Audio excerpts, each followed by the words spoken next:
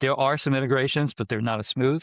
So now having the capability of having an Android phone and an Android PC, or an iPhone and a MacBook, even a MacBook Neo at a low price, at those low price points, I think is going to help a lot with the sort of the consistency of the AI experiences, the consistency of the workflows moving from one device to another, even finding your information, file sharing, moving your pictures from one device to another, from one app to another.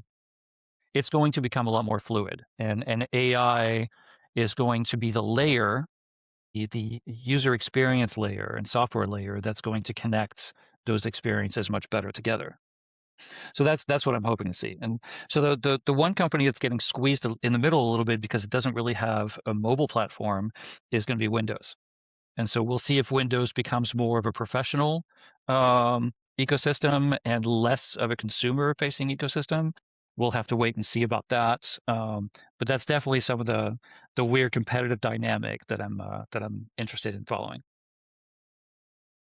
Well, what if, I won't make any bold predictions here, and maybe this is another follow-on episode, to your point, Olivier, on the AI assistance within an OS helping me with my, headphone connections and so forth.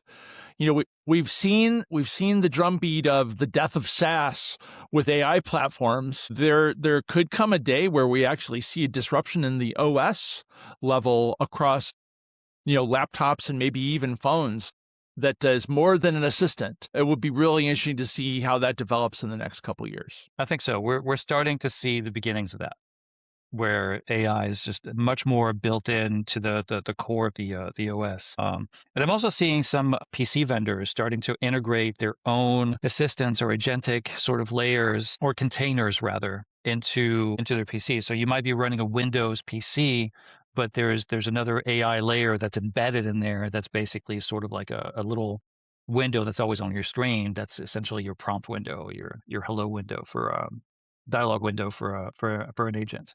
So it's going to become much more about that. And I think that ultimately apps that we touch and interact with will sort of melt into the background, and the agent will be the layer that we interact with as opposed to the app layer. So yeah, for sure.